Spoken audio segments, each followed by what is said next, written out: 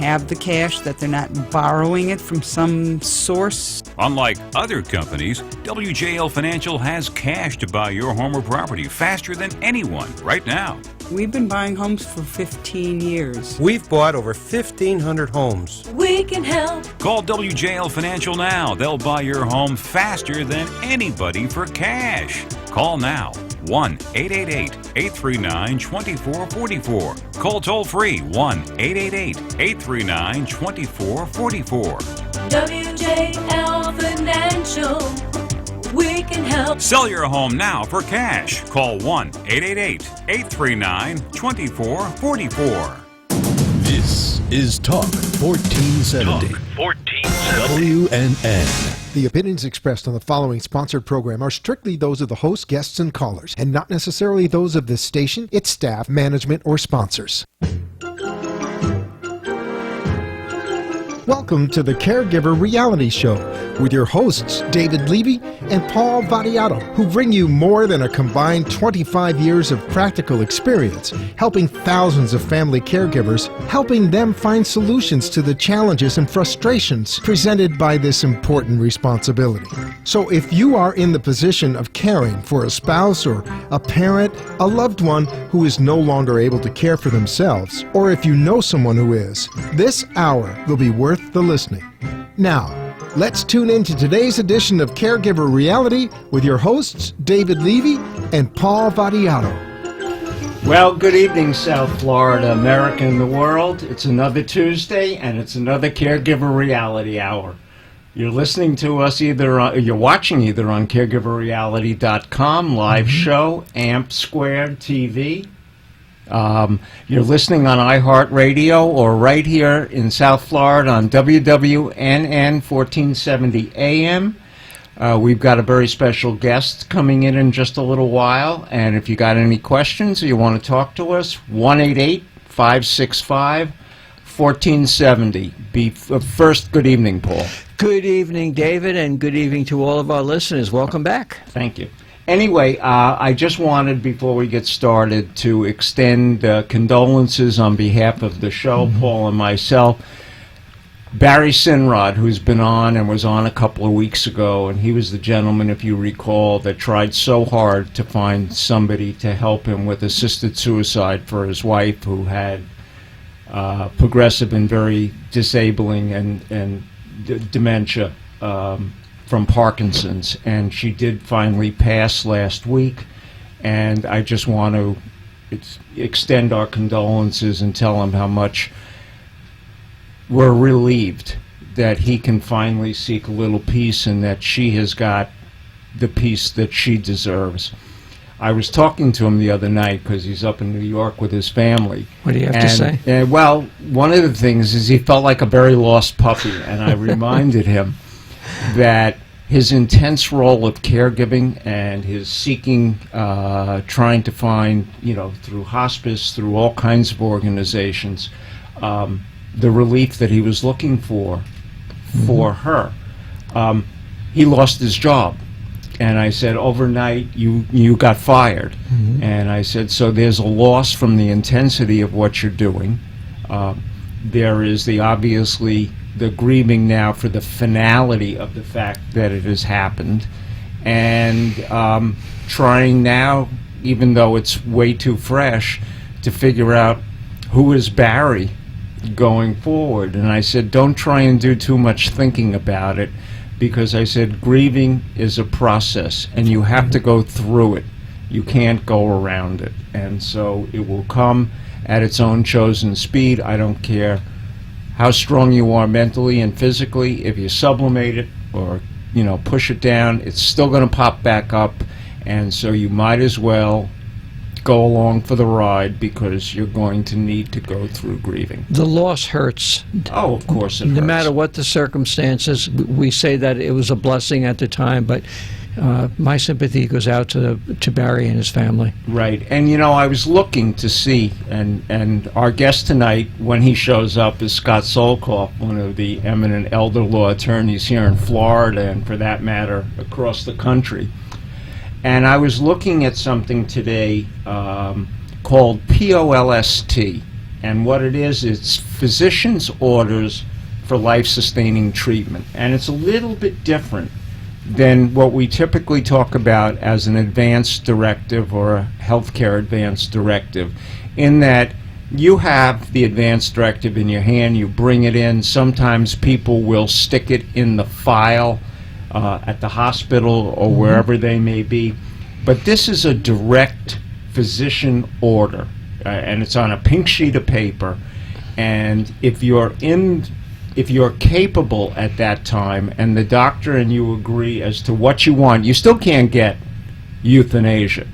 But it certainly spells out very, very clearly what it is that you will and will not expect from the doctor. And different from an advance directive is this is actually part of the clinical medical file and must be observed. I had heard on TV or read somewhere in the last week or so, there was a lawsuit that was won by a family that we had a situation like this in Florida a couple of years ago, but he had a POLST, P-O-L-S-T, order in his file, and they resuscitated him. And the family held the medical team accountable, not EMTs. This was actually in the hospital where they knew it was in the file. And it wasn't even a question of malpractice. It was a question of failure to observe the written order. And it actually could be, in the sense, battery and abuse. And it may not fall under your malpractice insurance and may very well require you to go hire a criminal attorney to defend you for actually doing something that was contraindicated. You would never do it for anything else that was in the medical record. Why would one turn down the do not resuscitate? And this is going to be more and more of an issue in an aging society as we grow forward. David, is this written at the time of admission? Is this written beforehand? How do you get that into the record, and who do you need to speak to get that done? You need to speak to your doctor or the surgeon or whoever else is putting you into the facility, even if it's a nursing home. But see, this is different. It's not just an advance directive. It's a physician's order. Yes. So it carries a different level of weight in that it is right there for everybody on the clinical team to see, and not something that a surrogate may come in with afterwards. Now, the advantage is it's very contemporary to what's going on. However, one has to realize that if you come in a greatly debilitated state or with dementia or unable to communicate, one can't really put this in place. But if you are going and having, let's say, surgery for what potentially is, stage 4 cancer or something along those lines, right, and you want to make absolutely clear that you do not want anything else done, that you're willing to go through the procedure, or for that matter, you may not want the procedure at all. And so you may have been admitted for, let's say, palliative care, and not yet from hospice, but you're just there to be, let's say, reevaluated, etc. And they may decide that, all right, now maybe we can treat this. And you say, absolutely no. It's a medical order and not just an advance directive request.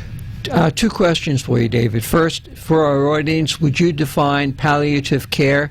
And the second question, since our listening audience is all over the world, is this something unique to Florida, or does this exist elsewhere? Well, I'm going to ask Scott that. Okay. This was handed, where I read it, it was part of a function going on for the Coalition for Compassionate Care in California.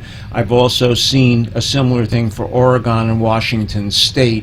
I'm going to ask, I would imagine that one could almost in any state sit down with their doctor and have this be a part of the clinical record. I don't know what the formalities beyond stating your request are from either a statutory perspective or a practical perspective. So I'm going to ask that question when he gets here. as far as palliative, palliative is a form of care that is really designed to keep the patient pain-free, comfortable, with as much dignity as possible.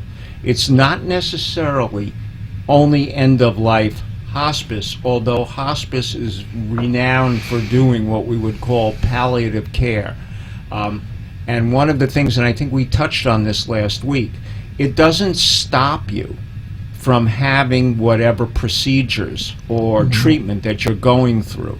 But if the treatment is at a level where, let's say, OxyContin or some of the other standard painkillers don't work, but you still want to try and see if the therapy can't work, but it requires higher levels of other things, then palliative care may be the way, because hospice is renowned, as are other palliative care physicians, in the use of morphine and other really powerful painkillers, but that still may allow the coordination of productive health care to go on, but without all of the uncomfortable side effects, if they can do that.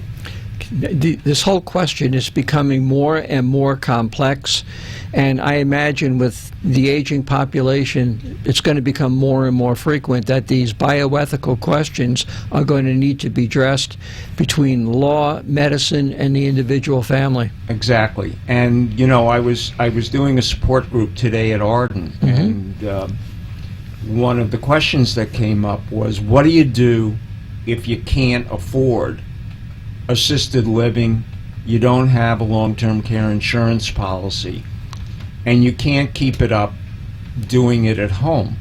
And, you know, I said, you're really pretty limited, and if you can't do it under the roof, other than kind of qualifying for Medicaid and then putting a loved one in a nursing home, which may not be the same kind of an environment, and it isn't, that a good memory care assisted living is, which tries to motivate the resident to do as much as they can, to participate in activities, to try and, whether it's art therapy, music.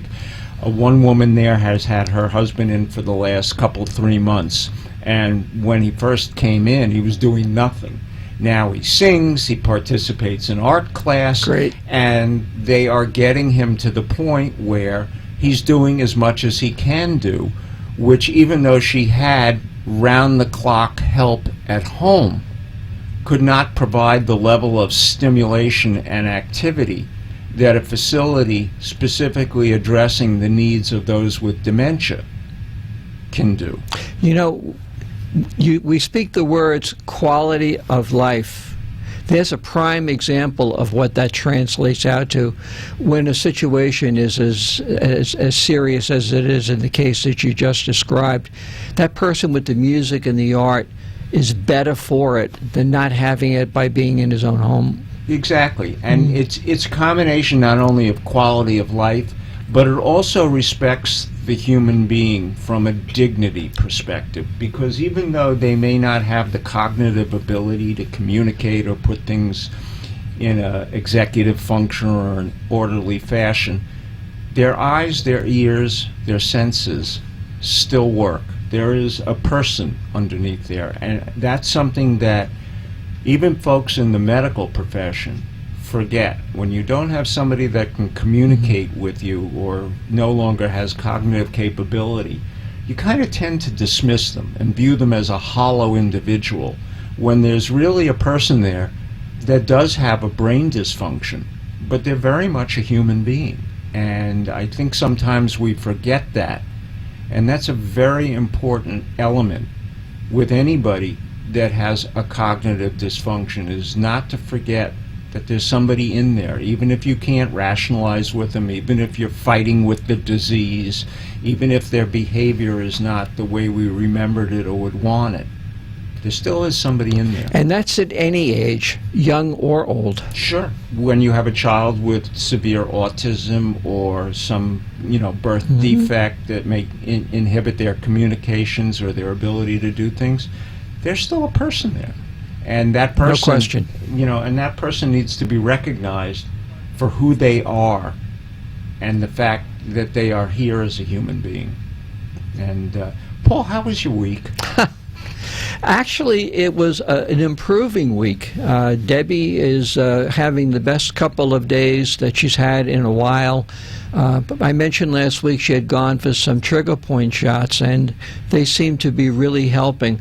But I do want to share something that I thought was such great advice from her doctor who manages the pain. And we've had a personal relationship with the doctor as she worked at a facility where he was.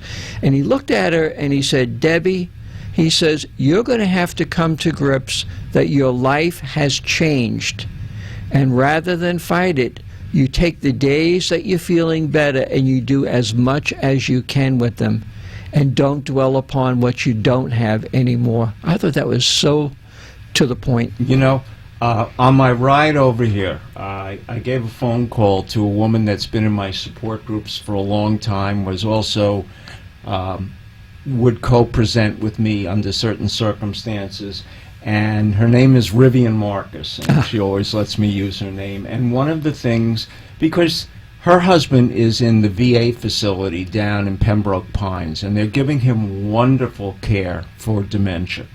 But that wasn't the reason that I say this, is she wrote a little book, A to Z, and she said on living life, and she said every day she goes through it, and she said, "Today I was back to the A," and I said, "Okay, I know what it was, but tell me again." And she said, "Accept your reality." And in keeping with exactly what the doctor said, we all have to remember that. You know, there are things we want, there are things we wish we could change, that it was different, that we didn't have this or that hadn't happened. But I think the only way we can have peace inside of ourselves is to accept the reality of where we are, who we are, and what we can do. It's not a question of keeping up with the Joneses. It's accepting how you keep up with yourself. And, you know, as the caregiver and the advocate, our job is really to support that point of view, that premise. Oh, absolutely. We're the anchor. We're the point of center in making that happen. And sometimes it's hard and it's challenging, but it's a very important role that we play as a caregiver. Right. And I'll tell you, this week I had to rethink, and I was very pleased that she said it, accepting reality. You and I got together yesterday, and you said to me, "Gee, you look lousy." Now, you don't usually see me in my green shorts and a floppy T-shirt, but the point was, I was having a tough day getting centered on a lot of things. It wasn't so much that Suzette was having a bad day. I was having a bad day because things weren't happening fast enough. I didn't like the way certain other things were going on. No different than anybody else, no different than any of our listeners go through. And when Rivian said today, "Accept your reality," those were words well spoken. And I think tomorrow morning and tonight and going forward, I think accept your reality is, I'm going to have a pendant around my neck that says that. Anyway, folks, you're listening to us on the Caregiver Reality Hour. You can see us on caregiverreality.com, live show, AMP Squared TV, that's amp2.tv, iHeartRadio, and we're coming to you live, WWNN 1470 AM in beautiful but rainy Boca Raton. And if you want to speak to us, 1-888-565-1470. And I think we'll go to a break, and when we come back, I have a couple interesting things that I want to bring to your attention. And Scott, if you're out there driving, you got 15 minutes or we're cutting you off. All right, so let's go to a break. Thank you. Are you a family caregiver? Are you taking care of a spouse or loved one who can no longer take care of himself or herself? Are you dealing with Alzheimer's disease and don't know what to do? Do you feel burned out, frustrated, and just don't know where to turn? You've tried doctors, lawyers, and mental health professionals and have come to realize that they don't have practical answers to these questions. What you need are experts, non-clinical family caregivers with 25 years of active experience helping thousands of family caregivers like yourself. People who can help you provide a better quality of life for yourself and your loved one. Who you need are David Levy or Paul Vadiato. Reach David at caregiverreality.com or reach Paul at caregiverreality.com and let them help you pick the right path towards improving the quality of life for you, the caregiver, and your loved one.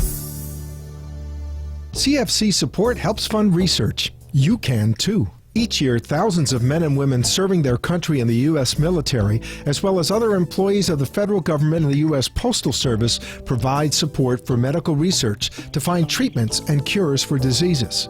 This is done through the Combined Federal Campaign, an annual workplace giving campaign that allows eligible individuals to support charities, such as those that conduct medical research, through a payroll deduction. Money donated this way to the medical research charities and its member organizations helps fund research to fight diseases from Alzheimer's to cancer, multiple sclerosis, blindness, breathing disorders, and much more. The diseases included afflict people of all ages, from the very young to the very old. You don't need to be a member of the military or a federal government employee to support research to help you or those you love that are suffering from an illness or disease. Donations to our not-for-profit tax-exempt organizations are tax-deductible and provide a vital source of funding in the fight to defeat some of life's most dreaded diseases. Please visit the website of the Medical Research Charities, which can be found at medicalresearchcharities.org. That's all one word, medicalresearchcharities.org. On that website, you can learn more about our member charities and make a donation in support of the research they're conducting for a specific disease or family of diseases. You can make a donation to Medical Research Charities itself and support the work of all our member charities. Please visit our website today, medicalresearchcharities.org. Become a part of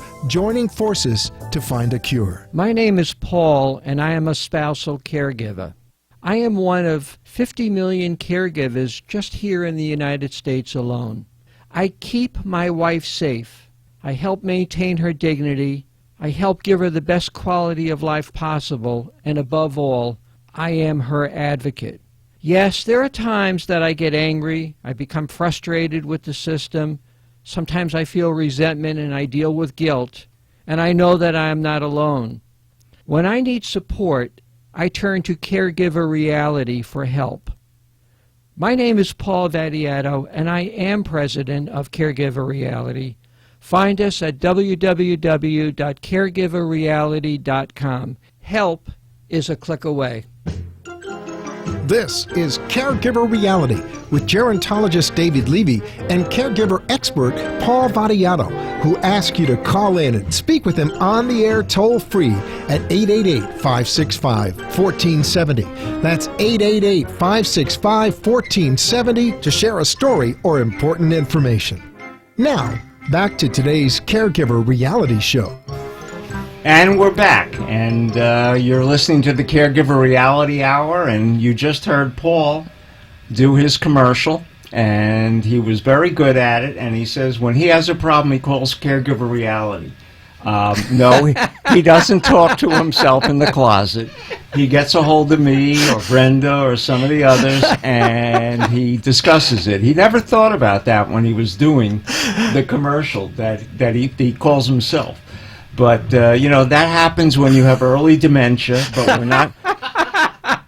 we're not telling Paul. We're keeping it a secret a while longer so that he can still play president. But, no, it's a great commercial, and he's very sincere.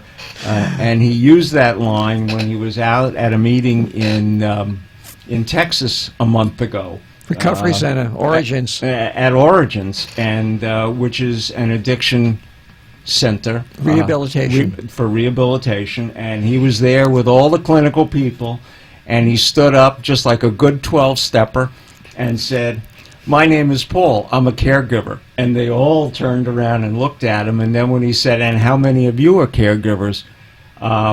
He found at least 30% of the audience that he was speaking with were caregivers, and we find that constantly when we do it at an elder law class at Nova, we asked that question. 25% of the class, even though they're young, are doing caregiving. Caregiving has no age. It's a role that you get put into. And so young, old, who you're caring for, the relationship really doesn't mean, or the disease really doesn't mean a lot in the overall scheme of things in being a caregiver. You're a caregiver because either you chose to be or you were picked. Or even if you weren't picked, tag, you're it. And that happens a lot. You know, you just don't have a choice in the matter. I think you coined a great phrase yesterday when we were talking. Caregiving is agnostic. Right. Now you're going to have to explain agnostic. Well, it matters not what the disease is. It matters not who the person is. Caregiving is caregiving across the board, and everyone who's a caregiver is going to face the same challenges, at times have the same feelings, at times have the same frustrations as everyone else.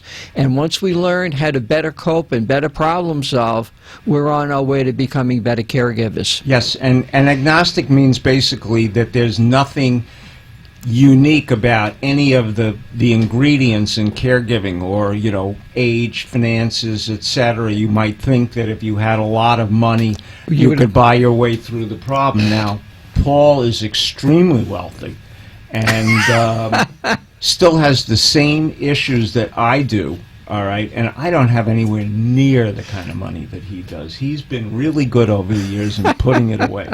And so I don't care, rich or poor, no matter what's going on, caregiving is very unique. And when I was talking to the support group today, I said over and over again, it's complex, it's complicated, it's confusing, and it's counterintuitive, meaning just when you think you understand what's about to happen, it goes in the other direction. It flips upside down.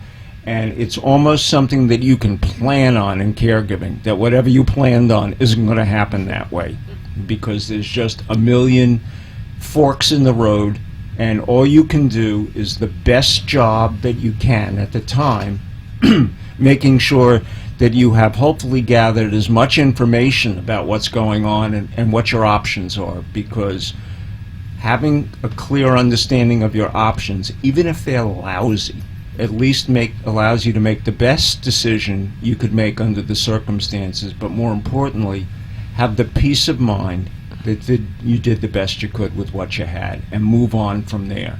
And with that goes one other thing. There ain't no such thing as perfect in caregiving. There are no perfect caregivers.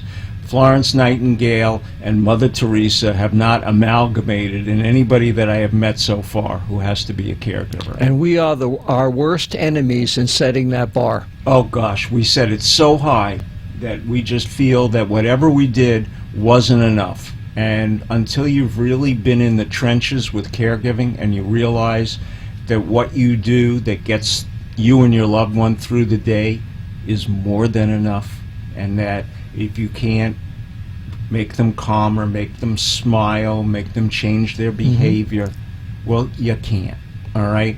Accept your reality as a caregiver. And I think that's very important. You heard at the break, Medical Research Charities, which is an organization, as I say every week, that we're affiliated with. We try and give them additional caregiver support for all of their underlying organizations. Last week we talked about the gene and vaccine therapy in Florida being done up in Port St. Lucie, and how they had now we're collaborating with the Karolinska Institute in Sweden to do more investigation about aspects of aging and how we can do better and healthier aging. This week, because it happens to be that time of the year, one of their constituent agencies, or partners rather, is the Asthma and Allergy Foundation of America. It's the premier patient organization dedicated to improving the quality of life for people with asthma and allergies through education, advocacy, and research.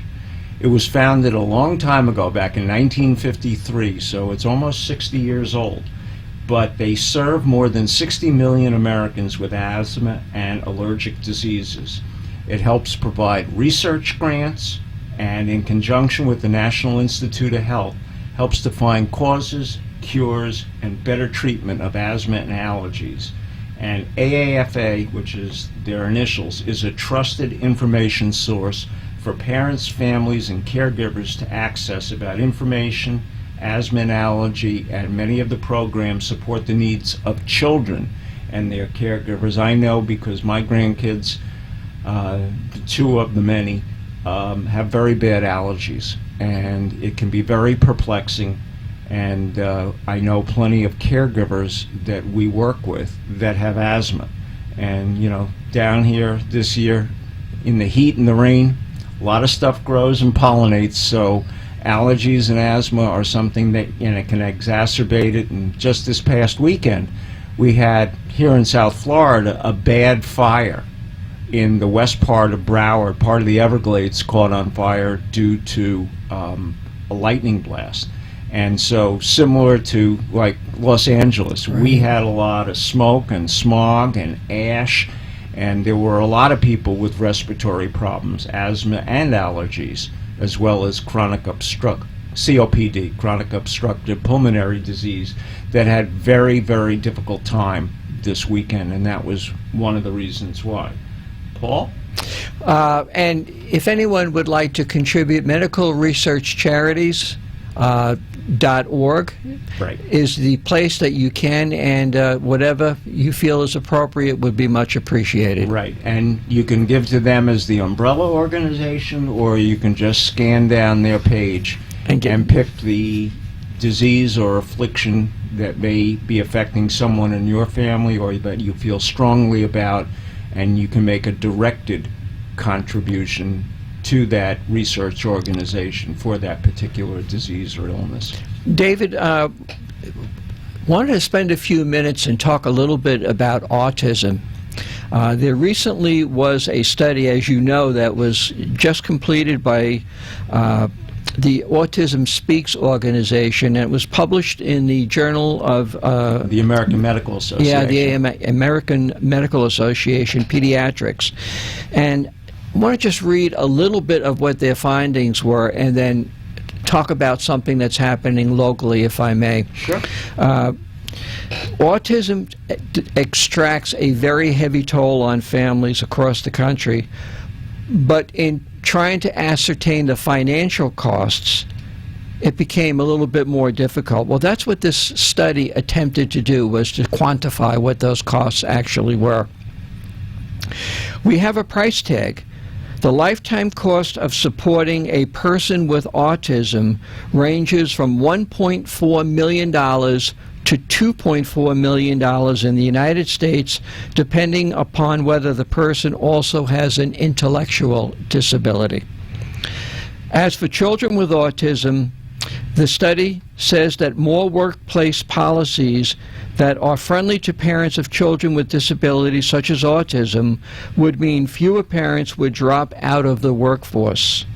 And when they drop out of the workforce, or rather, when they stay in the workforce, I think there was an additional comment.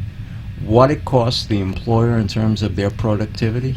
Amazing. It's over $18.7 $1,000 a year, $18,700. That's an amazing number. Right, and when you even if you're making $75,000, and I'm not saying that everybody out there is, I know I'm not, but to say that almost a little less than 30%, 25% is the productivity loss because you're preoccupied at work with worrying about your kid with autism and all the other things that are needed. Those extract a tremendous toll. And you and I both know, with the incredible growth of autism, and not that we understand exactly why, but it's occurring in, what is it, 1 out of every 68 kids? I mean, that's a huge number. And to see the kind of losses in the workplace and the millions, and we're talking about what it costs above and beyond what it would normally take you to raise a child, but the continuation of having to do that beyond when they normally would have grown up, gone to college, and flown out of the nest and been on their own. We're talking about costs related to having to keep them at home, not allow them necessarily to become as independent as we might like. And as you said, if there are intellectual problems, that further exacerbates the circumstances. So $1.4 million to $2.4 million in today's dollars is an incredible amount of money. And only to grow. And only to grow. Now, I know that you've been dealing with an autism organization, and tomorrow we're supposed to... Yes. Very excited.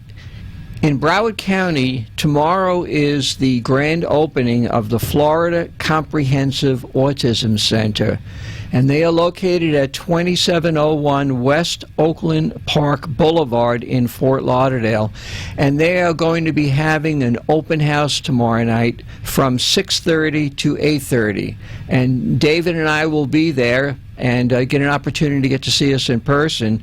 Also there is going to be Miss California USA. Which is far better than Paul and me. Well, that is true.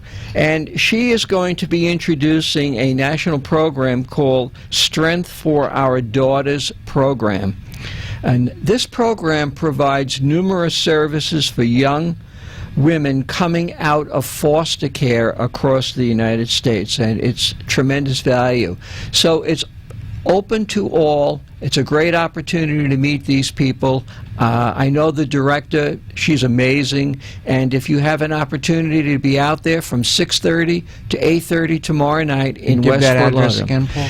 2701 West Oakland Park Boulevard in Fort Lauderdale. All right. Well, that's certainly, and I know a little bit because Paul's been explaining to me, to actually have an autism-focused facility right here in Broward County, I think is a tremendous opportunity for families that are struggling with autism to be able to get the kinds of information, to be able to get involved with programs, and to understand better the disease, the affliction that they are working with their family and their children is a great step forward.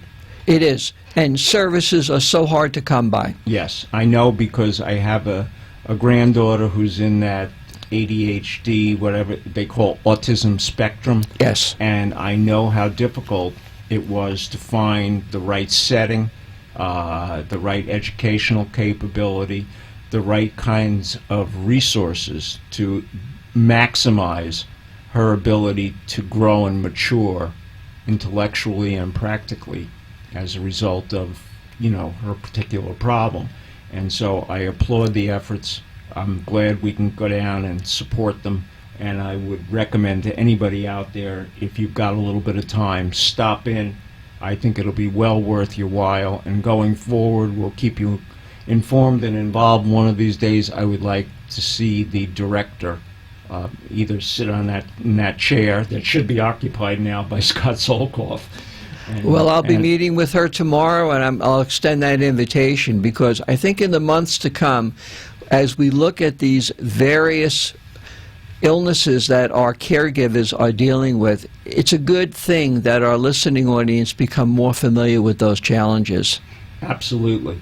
One of the things, as I spend a lot of time on the internet doing research, and one of the great researchers is a gentleman by the name of, he's a PhD, his name is Stephen Zarith, Z-A-R-I-T, and many of you that are clinically oriented know that Stephen Zarith, the Zarith stress level scale, is something that is used quite often to assess, obviously, the stress level in caregivers and others, and it has been around for quite a while, has been fully vetted, and it works. But he was giving a speech the other day, and he was talking about caregivers, and he's extremely knowledgeable. And I just want to read, and it's only maybe 20 words. He said, "Our systems for supporting family caregivers," just what I said, "are complicated, confusing, underfunded, and caregivers often feel frustrated and alone in trying to navigate through various services." And while I said it in a slightly different way, Dr. Zarith has said it, and this was a major speech he was making on behalf of, I think, the NIH. And these are issues that those in the know recognize, that what's out there for the caregiver is difficult to find. And remember, as a family caregiver, as an unpaid family caregiver, you're tasked with the responsibility of not only maintaining your loved one's lifestyle to the degree that you can, supporting them in their illness to the degree that you have to be involved directly in their illness, and also to try and understand the system. What is out there? Why is it so frustrating? Why can't my doctor give me better advice? Why can't he steer me towards what I always hear about, community-based resources?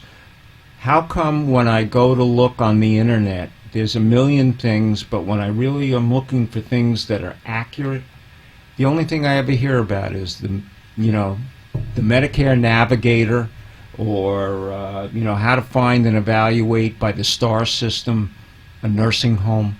And while there's all kinds of resources on the internet, what you have to be very careful about is to understand who's dispensing the information and what's the other agenda.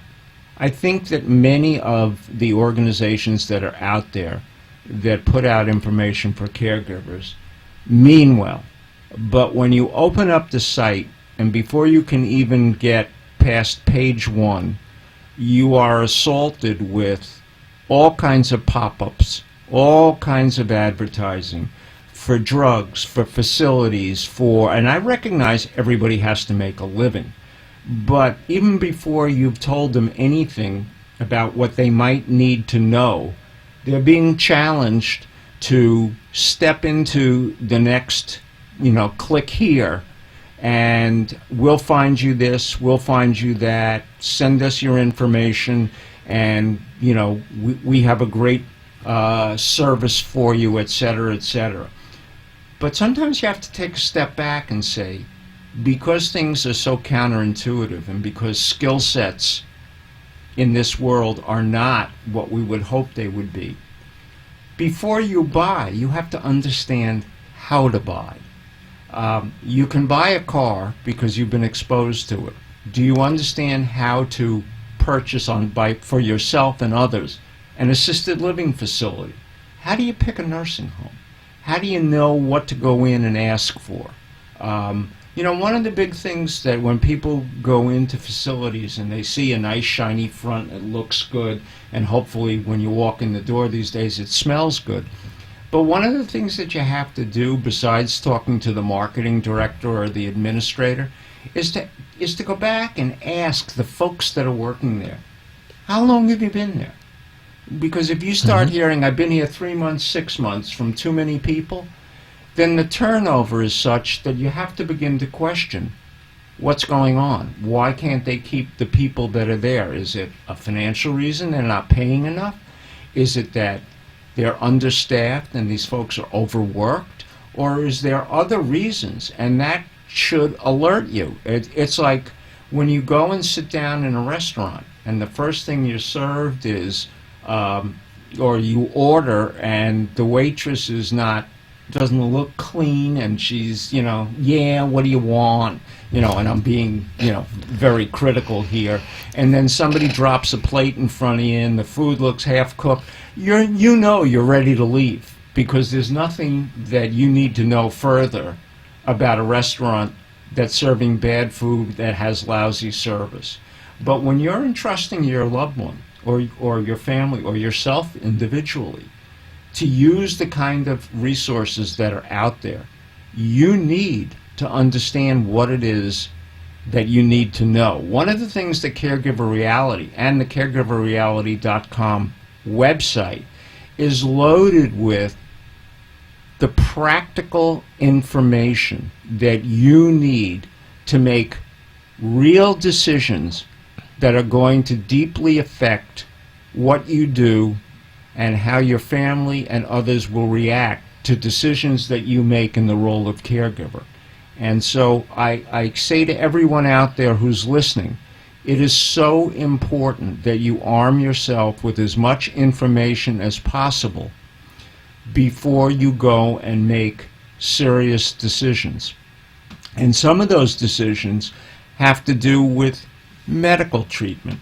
Many people have the same group of doctors that they've had for years and years, and I take nothing away from the medical profession, and they may have them because they're great. But what happens many times are those doctors, you walk in, Sam, how are you? Molly, how are you? Anything new? Anything different? Time for the refill on your prescription. And they don't look at you the same way that somebody that doesn't know you. And one of the things that I try and do, I know you're in the process of doing it, I am too. Suzette went to a brand new general practitioner so that we could get a set of fresh eyes. He has called for all of her records from all of the doctors that have been treating her for the past couple of years, and he wants to evaluate for himself what still makes real good sense, what doesn't, in light of her condition and other things. And he makes it very clear. He doesn't know a lot about dysautonomia. Very few people do. He said, but I know what I see that makes good sense and good medicine. And that's what I want. I want somebody to be looking at those prescriptions. I want somebody to be looking at some of the advice and how we're approaching things with her disease and her illness. It's not because I don't think the people that are doing it aren't doing a great job. I think they are. But I'm too close to the situation, and I need to be able to have somebody come in and say, this is what's going on, here's my evaluation, accept it for the trust you put in me, and make your adjustments, if needed, accordingly. And we recognize, David, that we are very blessed in this area, that we have so many centers of excellence, so many specialists that are out there for which to choose. But in other parts of the country and in more rural areas, they may not have the same kind of choices. And sometimes, as that advocate for our loved ones, we're going to have to travel to find that center of excellence that's going to be able to look at the whole patient and to make the determination what is the best way to proceed. You know, a long time ago in this business, and when I first met you, you know, our approach to evaluating a caregiver in their circumstances were that you'd be in the room, I'd be in the room, maybe an elder law attorney, yes, and others, and it was what we used to call the Mayo Clinic, all smart heads in the room, listening to what the client, patient, whoever, whatever identification it was in relationship to the professionals that were there, each hearing what the client had to say through their own ears and their specialization, and not necessarily a rehash, so that when we got all through and we had an opportunity afterwards to sit down, and I'd look at you and say, all right, what did you hear? And if it was an elder law attorney, or if we had a medical specialist, what did you hear? The financial guy, what did you hear? And it gave us an overview, all right, that didn't have to be flavored with, did we take good notes? All right, did we repeat?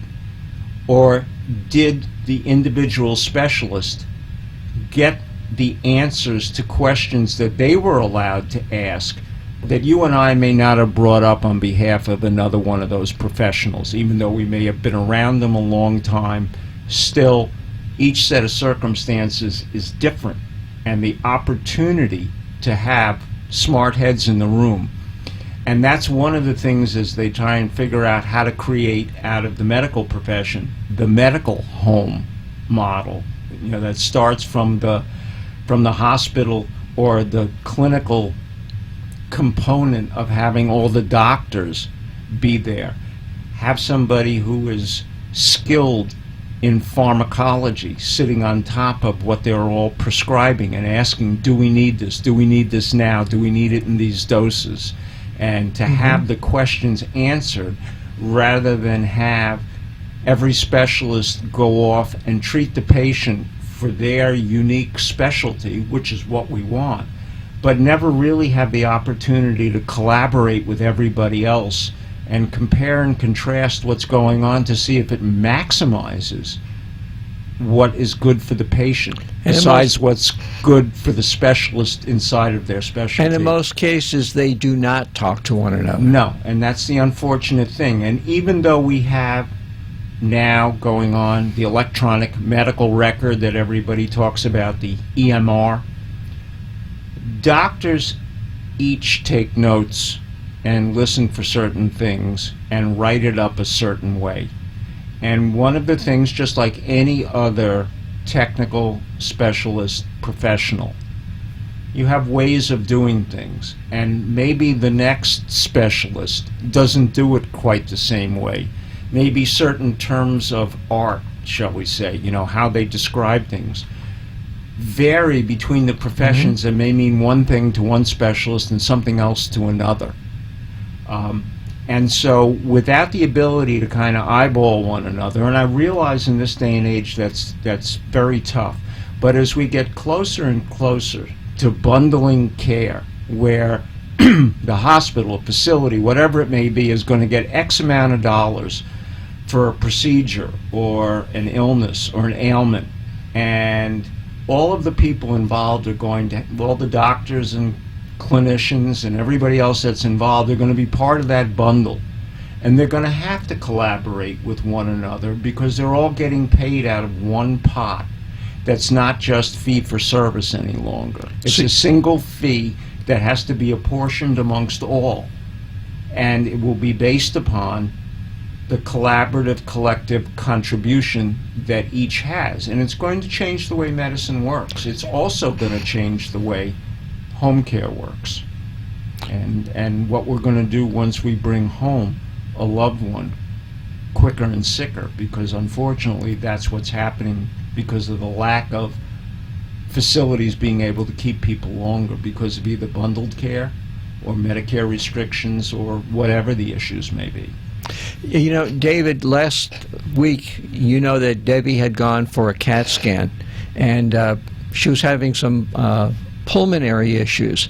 And when we left the imaging center where she had the CAT scan done, they gave us a piece of paper which was the radiologist's report and also the actual disc of the pictures that were taken. And when we went to the pulmonologist, and I had the two in my hand, she said to us, I want to see the disc because I don't want my judgment to be colored by or changed by what was written on the sheet. I want to see it with my eyes and then read that afterwards. So, you know, it is not an exact science. No. There is a lot of room for people to interpret. And that's what I was going to say. It's highly interpretive. And, you know, we only have a little bit more time here. It's amazing how time flies. But one of the things that we're going to be raising, and those of you who are driving home today or listening, you know, that are still in the workplace, we are very, very serious about trying to recognize further the issues of caregiving in the workplace.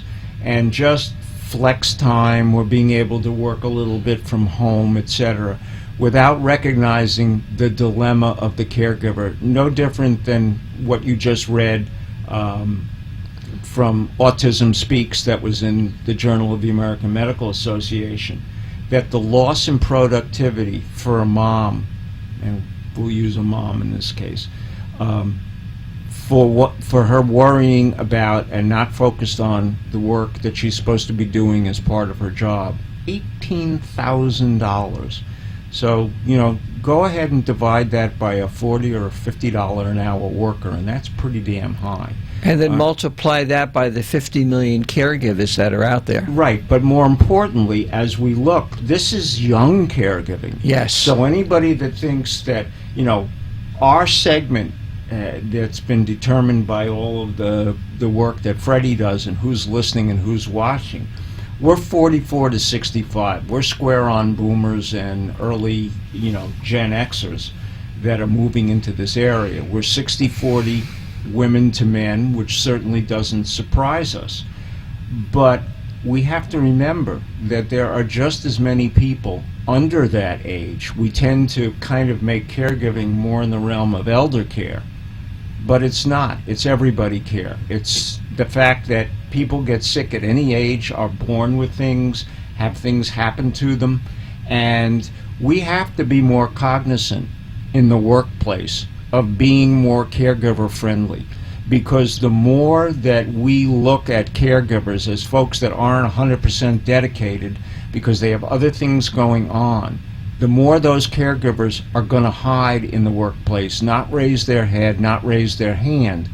And the services that are available today do not really meet the measure of what caregivers truly need in terms of the ability to speak what's on their mind, to be able to have support groups at lunchtime. But the fear is, if my boss sees me, what am I going to do?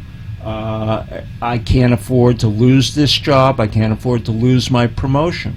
So those of you that are driving home tonight and listening and recognizing that you're in the workplace, I guarantee you that if you're not a caregiver, you know some folks that are, and you know the difficulty of trying to maintain your job and also maintain your role as caregiver.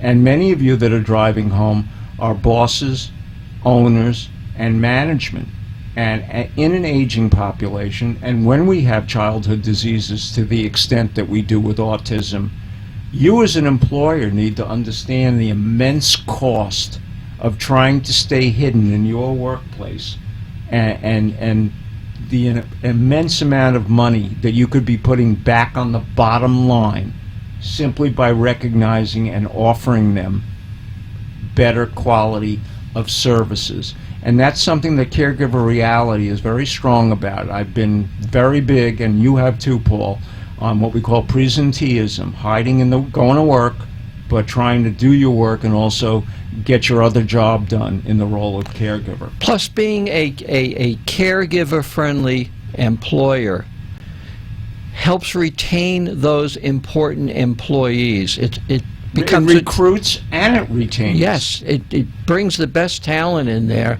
And it keeps them. And it keeps them there. And especially as we see that more and more people want to remain in the workplace, where before we used to retire at a much younger age, now people either want to or need to continue to work.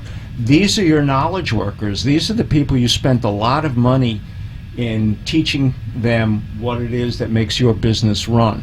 Now, we only have a few minutes left. We actually have 1 minute, so as always at this time, I want to thank everybody for listening to the Caregiver Reality Hour and South Florida, America, and the world. We're here to support you. We believe in the caregiver. Thank you for listening. Paul? Thank you so much for listening. Caregivers, have a good week and take care of yourself. Good night. And accept your reality.